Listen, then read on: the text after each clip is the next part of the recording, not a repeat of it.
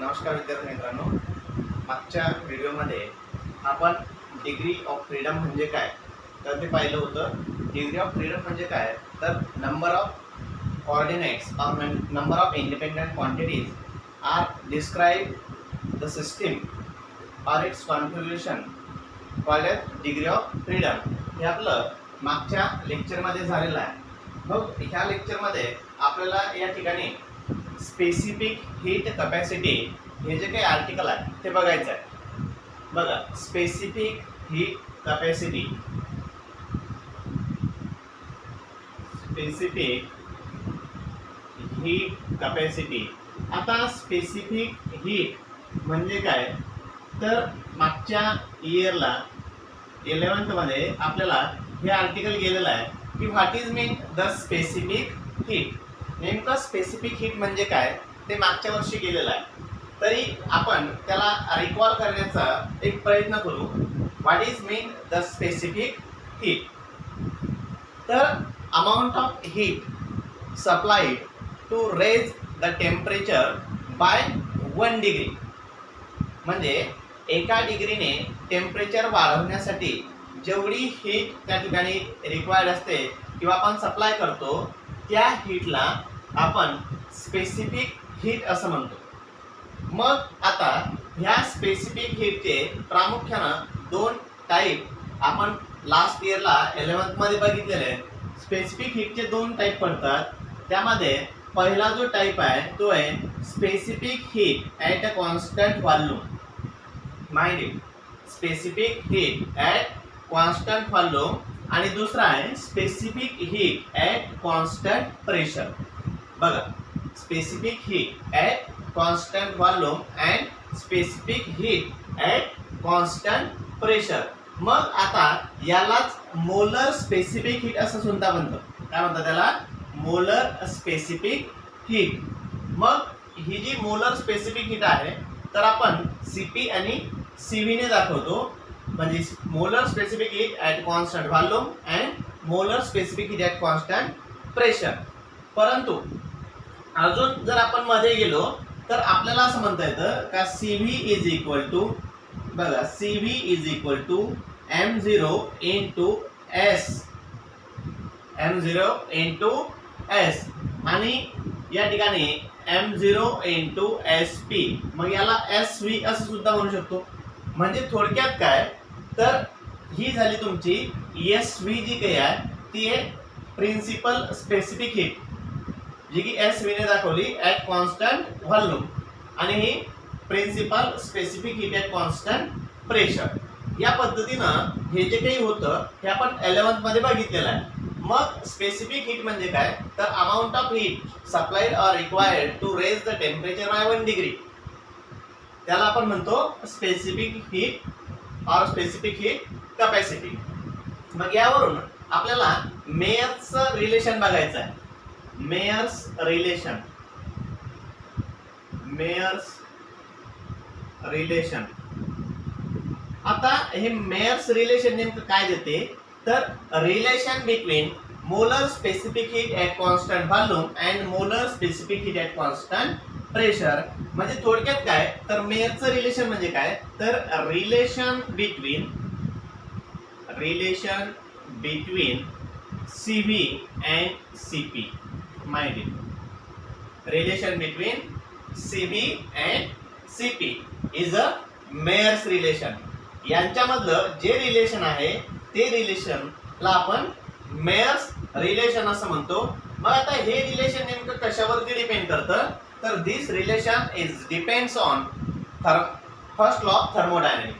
थर्मोडायनॅमिकचा जो first law आहे त्यावरती हे इक्वेशन थोडंसं डिपेंड करतं असं आपल्याला पुढे गेल्यानंतर लक्षात येईल. मग आपण असं मानलं की त्या ठिकाणी एक गॅस आहे. Consider 1 mole of gas enclose in a cylinder. बघा, 1 mole of gas, 1 mole of gas कशामध्ये आहे एका सिलेंडरमध्ये. ते सिलेंडर कसं लाईट, फ्रिक्शनलेस आणि एअर टाईट पिस्टन त्याला असेल असं आपण एक सिलेंडर मानलं ज्यामध्ये 1 मोल ऑफ गॅस आहे. आणि त्याचं जे प्रेशर असेल त्या गॅसचं प्रेशर बघा लक्षात घ्या. P be the pressure of gas, V be the volume of gas and T be the temperature. P काय आहे त्या ठिकाणी pressure, V volume and T be the temperature of the gas. कशामध्ये आपण बोलताना काय बोलतोय? Consider 1 mole of gas enclosed in a cylinder which is light, frictionless and airtight piston. अशा पद्धतीनं त्या ठिकाणी 1 mole of gas आहे. तर आपण असं म्हटलं की त्या ठिकाणी जर आपण टेम्परेचर वाढवलं तर टेम्परेचर वाढवल्यानंतर दोन गोष्टींमध्ये बदल होऊ शकतात, एक प्रेशर आणि दुसरं त्या ठिकाणी व्हॉल्यूम.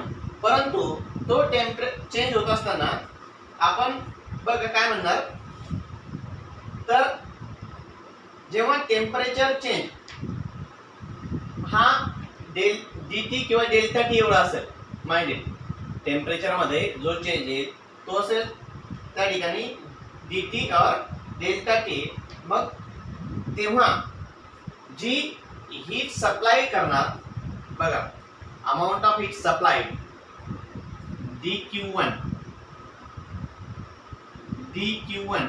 ही हीट सप्लाय केली त्यावेळेस टेम्परेचर मध्ये जो चेंज होता तो होता dt आणि त्याची जी इंटरनल एनर्जी असेल त्या गॅसची तर ते असेल dE एवढी. किती असेल इंटरनल एनर्जी? d एवढी. परंतु व्हॉल्यूम जे काही आहे ते व्हॉल्यूम असेल कॉन्स्टंट. माइंडेड व्हॉल्यूम कसं असेल त्या ठिकाणी कॉन्स्टंट, म्हणजे v इज कॉन्स्टंट. मग जर व्हॉल्यूम कॉन्स्टंट असेल तर त्या ठिकाणी वर्क डन होणार नाही. बघा व्हॉल्यूम जर कॉन्स्टंट असेल तर वर्क डन होणार नाही. मग according to the law of thermodynamic, first law of thermodynamic, तर आपण असं लिहितो delta Q. Minded delta Q is equal to du plus dw असं आपण लिहितो. Delta Q is equal to delta U or delta W किंवा dq is equal to du plus dw. म्हणजे change of heat is equal to change in internal energy plus amount of work done. हा तुमचा first law of thermodynamic. मग आता जर volume constant असेल, बघा at constant volume, इथे लक्ष द्यायचं, at constant volume work done is a zero. Then work done dw is equal to zero. मग जर ते झिरो असेल तर याचा अर्थ काय झाला का dq, आता जे पहिल्यांदा अमाउंट ऑफ हीट आहे त्याला आपण काय म्हटलं dq1. मग हा तुमचा first law of general law लिहिला आपण, तर dq1 is equal to change in internal energy काय म्हटलं तर ती म्हटलं dE. बघा लक्षात घ्या काय म्हटली तिला dE. परंतु हिलाच आपल्याला या पद्धतीने लिहिता येतं का CV इंटू dt. कशी लिहिता येते? CV into dt. हे कोणासाठी चालू आहे तर हे चालू आहे ॲट कॉन्स्टंट व्हॉल्यूम. कोणासाठी चालू आहे कार्यक्रम सर्व? At constant volume change in किंवा amount of heat is equal to amount of energy. कारण वर्क डन काय आहे झिरो आहे तर त्याला लिहिता येतं का CV इंटू dt. याला म्हटलं इक्वेशन नंबर 1. परंतु आता आपण असं म्हटलं की प्रेशर कॉन्स्टंट आहे. प्रेशर कॉन्स्टंट आहे म्हणजे चेंज कशामध्ये असेल? व्हॉल्यूम मध्ये असेल. मग जर व्हॉल्यूम मध्ये चेंज असेल तर त्या ठिकाणी जे काही पिस्टन आहे ते बॅकवर्डला जाईल, म्हणजे त्याच्यामध्ये मूवमेंट आली, त्याची डिस्प्लेसमेंट होते. मग त्याची जर डिस्प्लेसमेंट होते तर त्या ठिकाणी वर्क डन घडेल. बघा काय घडेल त्या ठिकाणी वर्क डन घडेल. मग तिथे जर वर्क डन घडतंय म्हणजे तेव्हा जी अमाउंट ऑफ एनर्जी असेल किंवा अमाउंट ऑफ हीट असेल ती असेल dq2. बघा काय असेल? dq2 is equal to dE plus dw. Mind काय असेल ती dq2 is equal to de plus dw is equal to, आता इथे आपण cvdt लिहिलं होतं, इथे लिहिणार cp इंटू dt. हा इकडचा जो भाग आहे तो आपण सोडून दिला, म्हणजे आपल्या ज्या कामाचं इक्वेशन आहे ते एवढं आहे, d is equal to cvdt आणि इथे d plus dw is equal to cp dt. परंतु त्या ठिकाणी जे वर्क डन असेल हे work done dw is equal to p dv एवढं असेल. इथे सर्व work done dw is equal to p dv एवढं असेल. मग जर आता आपण इथे ती व्हॅल्यू टाकली dw ची, तर याला मी म्हणतोय इक्वेशन नंबर सेकंड आणि याला म्हणतो इक्वेशन नंबर थर्ड. तर आपण काय केलं का de ची आणि dw ची किंमत बघा, de आणि dw च्या ज्या काही व्हॅल्यू आहेत तर त्या इक्वेशन 1 आणि 3 वरून ह्या इक्वेशन 2 मध्ये पुट केल्या. माहिती the value of dw and de from equation 1 and 3 putting in equation 2. जर आपण त्याला इक्वेशन 2 मध्ये टाकल्या तर आपल्याला जी मिळणारी टर्म आहे ती काय मिळते ते बघा. de ची रिप्लेसमेंट कशाने केली, cv dt ने, म्हणजे ते लिहिणार putting equation 1 and 3 in equation कशामध्ये टाकलं, सेकंड मध्ये. काय मिळणार ते बघा. आता d च्या ऐवजी काय टाकतोय आपण, cv into dt. cv into dt is equal to cv into dt plus dw जो काय आहे dw ची व्हॅल्यू काय आहे pdv टाकली परत, plus pdv is equal to cp into dt. cp into dt. आता बघा इथे पण dt आहे आणि इथे पण dt आहे, तर आपण काय करणार, ह्या ज्या dt वाल्या टर्म मध्ये एका बाजूला आणल्या, म्हणजे cp into dt minus cv into dt. बघा ही जर पलीकडे गेली तर मायनस होईल, म्हणजे cp into dt minus cv into dt is equal to pdv. काय pdv.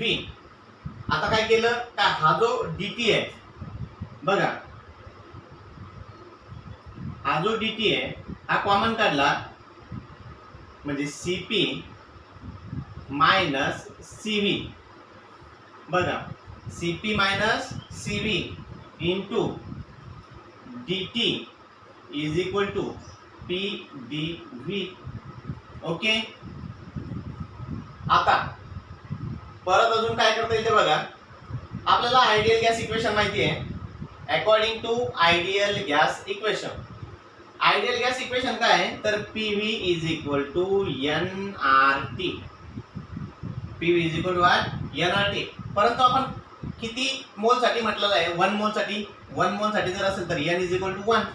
मग जर n इज इक्वल टू 1 तर इथे n येईल का, तर येणार नाही. मग आता हे जे इक्वेशन आहे याला डिफरन्शिएट करायचं, डिफरन्शिएट केलं म्हणजे काय मिळेल, तर pdv बघा, p into dv into r into dt. बघा p into dv is equal to r into dt. मग आता याला मी म्हटलं इक्वेशन नंबर 4. याला काय म्हटलं, equation number cp minus cv into dt is equal to pdv. याला म्हटलं इक्वेशन 4. आणि pdv is equal to rdt याला म्हटलं इक्वेशन 5. तर pdv इकडे लक्षात घ्या, pdv इथे पण pdv, याचा अर्थ याच्या ऐवजी काय टाकता येईल आपल्याला, putting the value of equation 5 in equation 4.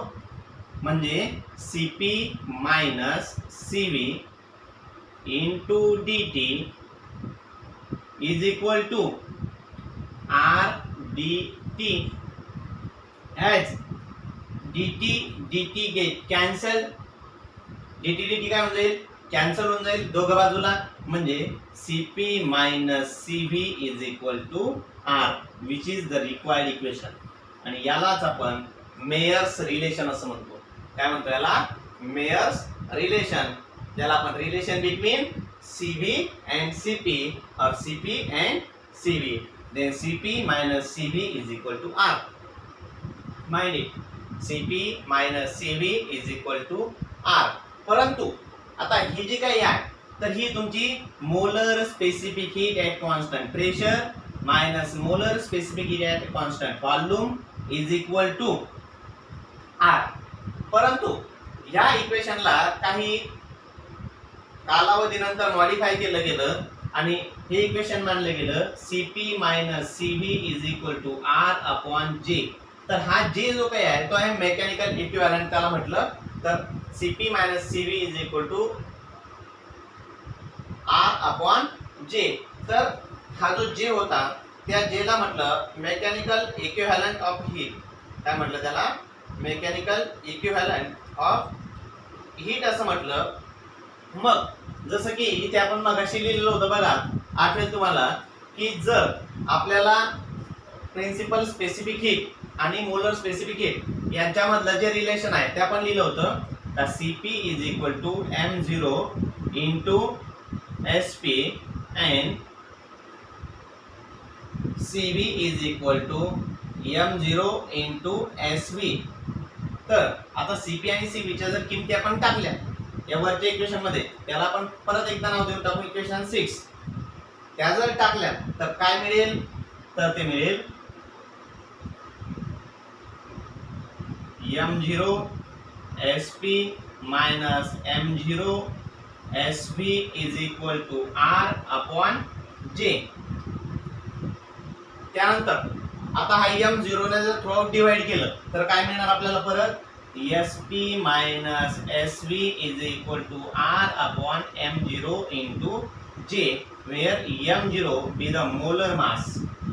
m0 काय त्या ठिकाणी मोलर गॅस. तर हे होतं मेयर्स रिलेशन. आता हे सर्व कोणासाठी चालू आहे आपलं, तर स्पेसिफिक हीट कॅपॅसिटीसाठी. कोणासाठी चालू आहे, स्पेसिफिक हीट कॅपॅसिटीसाठी.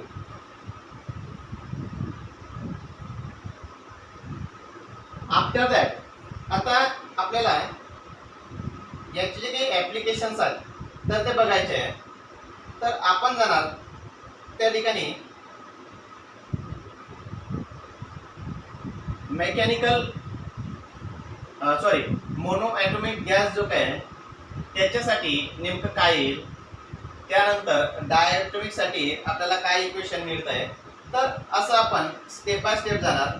मग त्याला असं म्हटलं की मोनो ॲटॉमिक गॅस जो काय आहे बघा, मोनो ॲटॉमिक गॅस, हा मोनो ॲटॉमिक गॅस जर एखाद्या कंटेनर मध्ये असेल तर त्या ठिकाणी मोनो ॲटॉमिक, तर आपण तिथे म्हटलं होतं का 3 डिग्रीज ऑफ फ्रीडम असतील.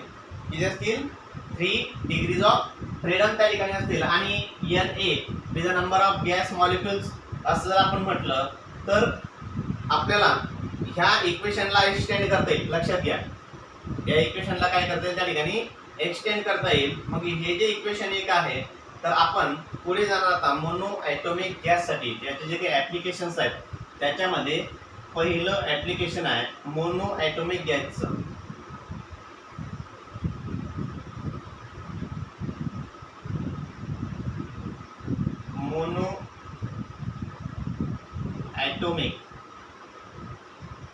मोनो ॲटॉमिक गॅससाठी आपल्याला बघायचं आहे. मग मोनो ॲटॉमिक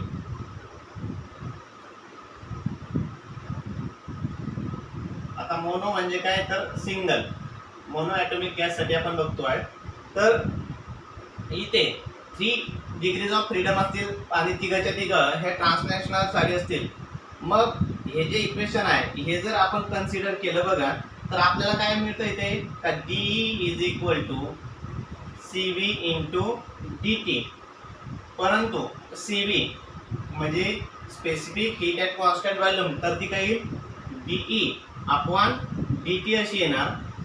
मग आता मोनो ॲटोमिक गॅससाठी आपण असं म्हटलं होतं बघा, तुम्हाला आठवेल जेव्हा आपण डिग्रीज ऑफ फ्रीडम वरती बोलत होतो आणि इक्विपार्टिशन ऑफ एनर्जी वरती बोललो, तर तेव्हा आपण असं म्हटलं की एका डिग्री ऑफ फ्रीडम साठी किती एनर्जी असते, तर ती असते 1/2 केबीटी एवढी. किती असते? 1/2 केबीटी एवढी एक डिग्री ऑफ फ्रीडम साठी. मग तिथे 3 ट्रान्सलेशनल डिग्री ऑफ फ्रीडम आहे. म्हणजे ई ची जी काही व्हॅल्यू आली बघा, ई ची व्हॅल्यू ती आली 3/2 केबीटी आली.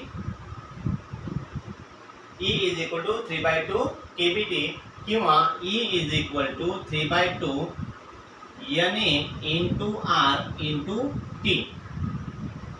मग आता E ची किंमत आपण काय टाकली? 3/2. बघा, E ची किंमत टाकली 3/2 Na into RT. then CV is equal to dt of 3/2 Na into R into T. मग आता 3/2 constant, Na constant, R constant, variable term फक्त टेम्परेचरची आहे. म्हणजे CV is equal to 3/2 Na into R. मग कोणाचा derivative? Derivative of T with respect to T. तर ही term झाली 1. मग ती जर 1 असेल तर काय आला तुमचा? CV is equal to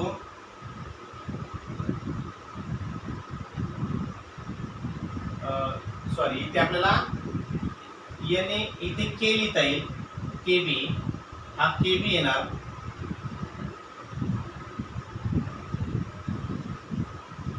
Na into KB. तर त्याच्याऐवजी इथे R रिप्लेस करता येतो. Na KB च्या ऐवजी R टाकणार.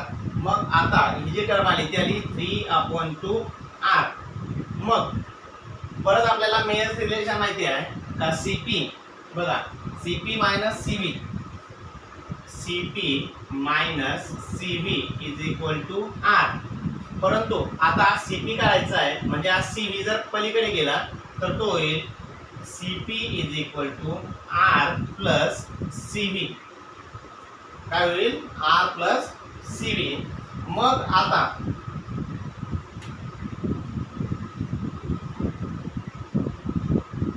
आपल्याला CP जर काढायचा आहे तर CV ची व्हॅल्यू काय आहे? 3/2 R आहे. मग ती टाकायची त्या ठिकाणी. ती जर आपण टाकली तर पुढे बघा, CP is equal to R plus 3/2 R. R common, 2 into 2, 2 into 1, 2 plus 3, 5/2. म्हणजे CP is equal to 5/2 R. CP is equal to what? 5/2 into R. मग आता आपल्याला ॲडिबॅटिक रेशो जो आहे gamma is equal to, adiabatic ratio gamma is equal to CP/CV. तर CP आहे 5/2 R upon 3/2 R. म्हणजे R get cancel, 2 get cancel, then gamma is equal to 5/3. कोणासाठी आला हा? तर हा आला मोनोॲटॉमिक गॅससाठी. कोणासाठी येतोय? मोनोॲटॉमिक गॅससाठी. आता आपण डायॲटॉमिक साठी जाणार. कोणासाठी जाणार आपण? डायॲटॉमिक गॅसेस साठी जर आपण पाहिलं तर diatomic gases like oxygen gas, nitrogen, CO, HCl यासारख्यांसाठी जाणार. तर डायॲटॉमिक म्हणजे जिथे 2 ॲटम असतील. तर आपण जर डायॲटॉमिक साठी गेलं, लक्षात घ्या, डायॲटॉमिक गॅसेस, डायॲटॉमिक गॅसेस साठी जर गेलं तर आपण मोनोॲटॉमिक साठी काय म्हटलं? फक्त कोणते डिग्रीज ऑफ फ्रीडम होते तिथे? तर तिथे होत्या ट्रान्सलेशनल डिग्रीज ऑफ फ्रीडम. आता डायॲटॉमिक साठी कोणकोणते येण्याची पॉसिबिलिटी आहे? ट्रान्सलेशनल येणार, म्हणजे 3 त्या ठिकाणी 3 translational degree of freedom, 2 rotational degree of freedom आणि 2 व्हायब्रेशनल डिग्रीज ऑफ फ्रीडम येऊ शकतात असं आपण म्हणतो.